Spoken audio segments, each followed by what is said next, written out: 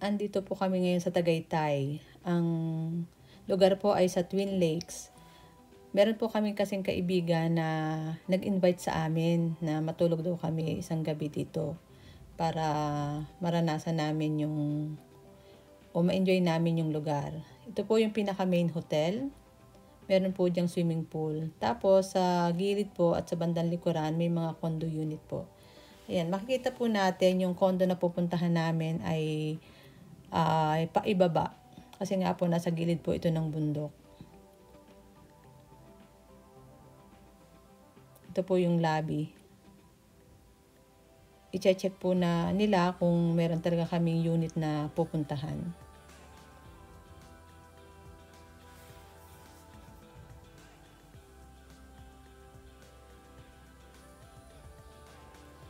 At kapag na-confirm na po, papayagan na po tayong pumasok sa loob. Ito po yung pinaka-koridoryo.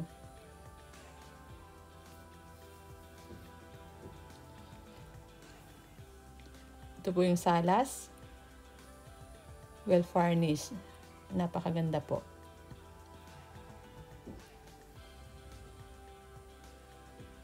Ito po yung main door. At nandiyan na po yung washing machine at ang kusina sa gawing kanan.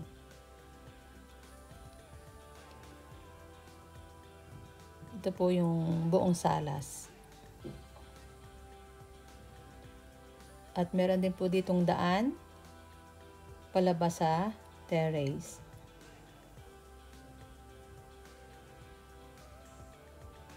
Napakatahimik po ng lugar. Nakaka-relax.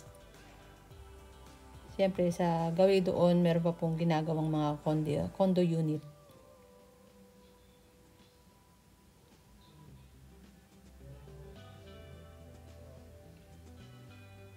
Okay to kapag may bisita, kung mag-asawa lang kayo.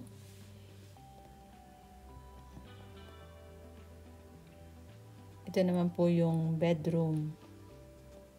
Kumpleto rin po sa gamit.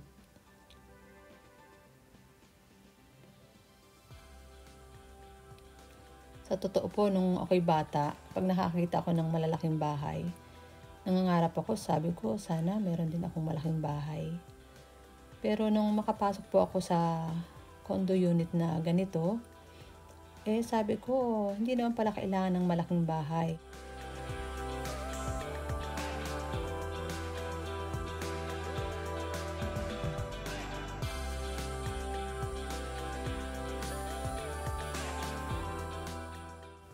Kaya napakaganda po na maliit lang yung bahay pero kumpleto sa mga pangunahin natin pangailangan like salas, bedroom, kusina. Siyempre, mahalaga din po ang meron tayong bathroom. Kaya titingnan po natin yung bathroom. At sigurado may isip nyo rin na makikita natin na yun lang pala talaga ang kailangan ng tao.